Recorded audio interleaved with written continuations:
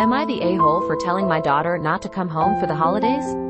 I, 49M, have a daughter, F19, and two sons, M16 and M12. My daughter Sydney is, when we're one-on-one, a great kid. She's bright, she's funny, she sets goals and works hard to meet them. I love her very much, and have done my best to support her.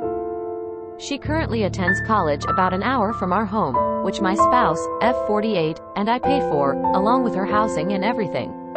However, Sydney is just awful to her 16-year-old brother, Lucas, and pretty much always has been. She picks on him constantly, calls him stupid, belittles his accomplishments, and is just generally mean.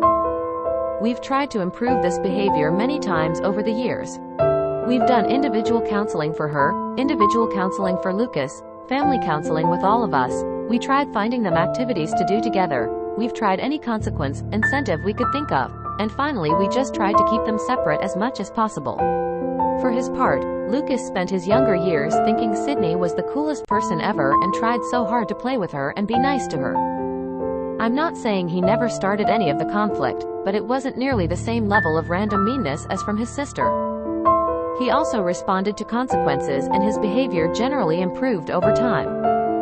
He's also a great kid, has lots of friends, does well in school, and is researching colleges now. For the last few years, he mostly just tried to avoid Sydney, which got easier as they both had their own activities. We had hoped that through all our efforts and the process of growing up, Sydney would at least learn to ignore her brother rather than lashing out. She's very capable of being nice to others.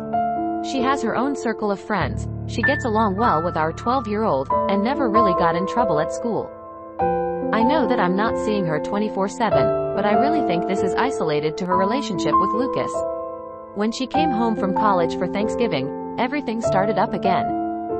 She immediately started teasing Lucas about his clothes, told him he'd never get into a good college, and generally took every opportunity to pick a fight.